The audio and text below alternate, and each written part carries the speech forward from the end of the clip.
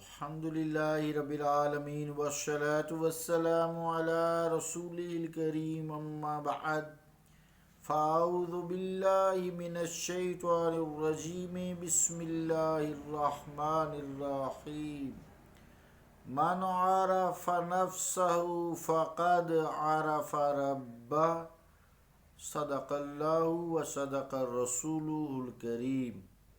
عزیزان گرامی قدر، السلام علیکم ورحمۃ اللہ وبرکاتہ۔ حدیث پاک کا جو ترجمہ ہے وہ یوں ہے کہ جس نے بھی اپنی روح کو، نفس کو پہچان لیا، پس یقیناً اس نے اپنے پالنہار کو پہچان لیا۔ اللہ اور اس کے رسول کا قول سچا ہے۔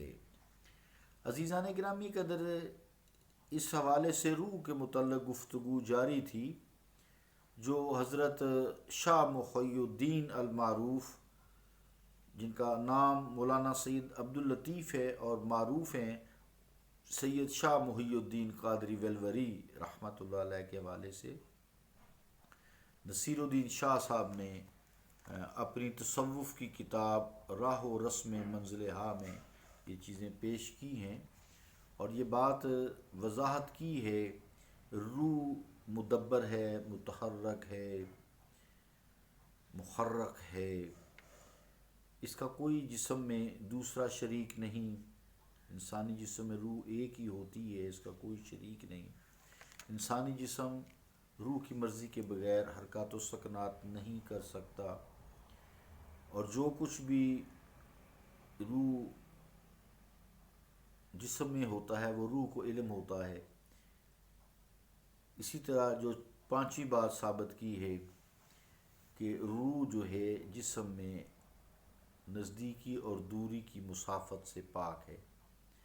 اصل میں یہ ساری توحید ہے، جیسے اللہ تعالیٰ دوری اور نزدیکی سے پاک ہے، جیسے کائنات میں ہر طرح سے ہر چیز کا علم ہوتا ہے اللہ تعالیٰ کو، اس طرح روح کو بھی علم ہوتا ہے۔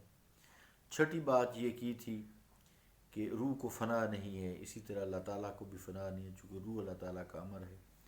ساتویں بات جو حضرت سید شاہ محی الدین ویلوری قادری رحمۃ اللہ علیہ نے اپنی تصنیف جوہر السلوک میں کی ہے، وہ یوں فرماتے ہیں، ساتویں بات یہ فرماتے ہیں روح کے متعلق، لما کان الروح فی الجسد لا یعرف لہ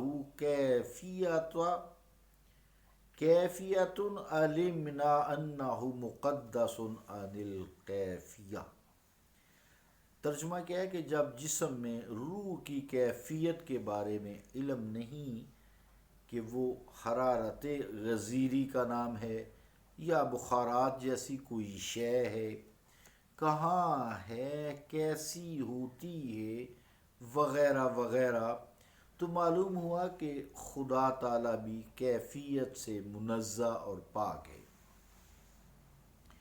اب اس کو سمجھتے ہیں کہ روح جو ہے چونکہ امر ربی ہے، اس کی کوئی شکل نہیں ہے، کوئی کیفیت نہیں ہے، کوئی صورت نہیں ہے، اس کا کوئی پورے جسم میں ایک مقام بھی نہیں ہے، بھئی یہ اس وقت یہاں ہے یا کیسی ہے، یا اس کی کوئی مثال جیسے آبی بخارات ہیں، دھواں ہے، کوئی مٹی نما چیز ہے، کوئی اور چیز ہے، کوئی گوشت نما چیز ہے، ہڈی نما چیز ہے، یا روشنی نما چیز ہے، تو یہ کیفیت سے منزہ ہے، پاک روح۔ کسی نے آج تک روح کو دیکھا نہیں ہے، بڑی کوششیں کرتے ہیں لیکن کچھ بھی نہیں، امر ربی ہے، پوشیدہ ہے، برزخی ہے، لیکن ہے، یہ سب مانتے ہیں۔ پورے ادیان یعنی پورے دین، جتنے بھی مذاہب ہیں دنیا میں، مذہب ہیں، سارے مانتے ہیں۔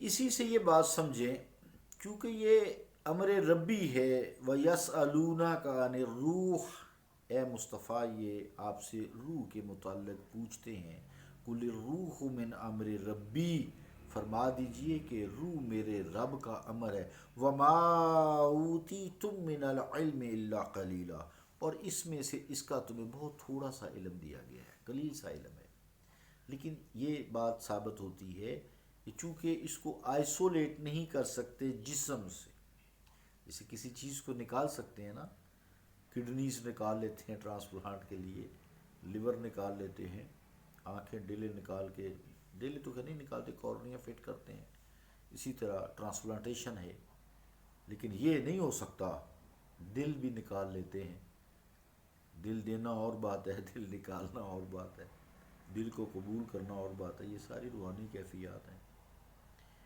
البتہ یہ نہیں کہہ سکتے کہ اس بندے سے روح نکل گئی ہے، اب کسی اور کی روح نکال کے جو ویسے ہی زندگی سے تنگ ہے دوسرے بندے میں ڈال دیں، اس کو آئسولیٹ نہیں کر سکتے۔ کیوں؟ اس لیے کہ اس کی کوئی شکل نہیں ہے، کوئی حیت نہیں ہے۔ تو معلوم اس ساری گفتگو سے مثال دے کے یہ ہوا کہ اللہ تعالیٰ کا یہ امر ہے، اللہ تعالیٰ اس کائنات کا خالق ہے، اللہ تعالیٰ اس کائنات کا مالک ہے، اس کائنات کا پالن ہار ہے، وہی علیم ہے، وہی خبیر ہے، اس جیسا کوئی نہیں، اس کی ذات و صفات میں کوئی شریک نہیں۔ تو اللہ تعالیٰ بھی ایسی کیفیات سے پاک ہے، شکل و صورت سے پاک ہے، کیفیات سے پاک ہے، جسم سے پاک ہے۔ وہ ہے کیا؟ اللہ نور السماوات والارض، اللہ زمین و آسمان کا نور ہے، لیکن اس نور کو بھی ثابت نہیں کر سکتے، لیکن ہے، ہر جگہ موجود ہے اپنی صفات کے حوالے سے، لیکن اللہ کا کوئی جسم نہیں، کوئی شکل نہیں، کوئی صورت نہیں، کوئی کیفیت نہیں۔ تو جس طرح ثابت یہ ہوا روح کیفیات سے پاک ہے، اس کو کوئی نام نہیں دے سکتے، بھئی یہ سیب کی شکل ہے، یہ کسی جانور کی شکل ہے، یہ کسی پرندے کی شکل ہے، یہ کوئی دھواں ہے یا کوئی چیز ہے، اس کی نہیں دے سکتے نام، بس روح ہے۔ تمہیں اس میں سے تھوڑا سا علم دیا گیا ہے کہ میرے رب کا حکم ہے، امر ہے۔ اسی طرح اللہ تعالیٰ بھی ہر قسم کی کیفیات سے پاک ہے۔ کہاں ہے؟ ایک جگہ کہاں ہے؟ ہاں البتہ اس کی تجلیات ہر وقت آتی جاتی ہے، کل یوم ہوا فی شان، ہر لمحے وہ ایک نئی شان سے جلوہ افروز ہوتا ہے۔ جو ایک دفعہ تجلی ڈال دیتا ہے آتا ہے، پھر اس دوبارہ واپس نہیں آتی، نئی شان سے جلوہ افروز ہوتا ہے۔